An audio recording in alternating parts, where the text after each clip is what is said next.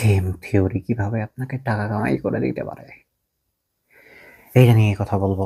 The thing is, game theory না, game থিওরির একটা ছোট্ট পোর্শন কোঅপারেশন। কোঅপারেশন নিয়েও কাউন্টলেস লিটারেচার আছে। যেমন আমি কারেন্টলি একটা পড়তেছি, which is the evolution of cooperation, written by Robert Axelrod, whatever এভার। দ্য থিং ইজ, কোঅপারেশনের ব্যাপারটা কি? কোঅপারেশনের ব্যাপারটা হইতেছে একটা system, let's say your office, একটা সিস্টেমের ভিতরে কাউন্টলেস এলিমেন্টস থাকে। একটা সিস্টেম বিল্ড হয় কাউন্টলেস এলিমেন্ট দিয়ে। এলিমেন্টগুলো কি কি? Let's say for your company, পুরো কোম্পানিটা সিস্টেম, তার এলিমেন্টসগুলো হইতেছে marketing team, sales team, HR team, আর কি আছে লাইক দ্যাট। লেটস এই তিনটাই বললাম।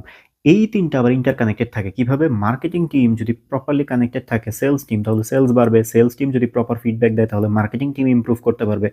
Also marketing and sales team যদি ইনসেন্টিভ প্রপারলি পায়, তাহলে তারা আরও মোটিভেটেড থাকবে। ইনসেন্টিভ পাওয়ার ক্ষেত্রে আবার কাজ করতে পারে এইচআর টিম, কারণ এইচআর টিম প্রপার রিপোর্টটা দিবে ম্যানেজমেন্টের কাছে। আবার এইচআর টিম মোটিভেটেড থাকবে যদি তারা ইন্টার কানেক্টেড থাকে প্রপারলি ম্যানেজমেন্টের সাথে, বা ম্যানেজমেন্ট কালচার যদি ভালো হয়।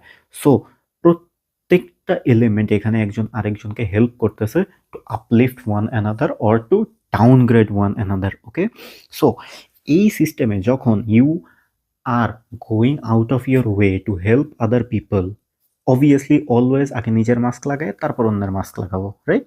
আগে নিজের কাজ শেষ করার পরে, when you are going out of your way to help other people or to help other people in your team or outside of your team, or let's say you are in the sales and you are trying to help marketing, you are in the marketing trying to say, help the HR people, যখন আপনি করেন, the system gets better, and when the system gets better you automatically get better.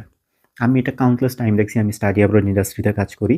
অনেক সময় এমন student আসে যারা হয়তো অন্য কোনো এজেন্ট আর অন্য কোনো পার্টনারের থ্রুতে তারা কোনো ইউনিভার্সিটি অ্যাপ্লিকেশন করতেছে। So basically there is no profit for us in helping them, so আমরা জাস্ট তাদেরকে রিফিউজ করে দিতে পারি। ইন দ্যাট স্পেসিফিক টাইম আমরা ইচ্ছা করে তাদেরকে হেল্প করি।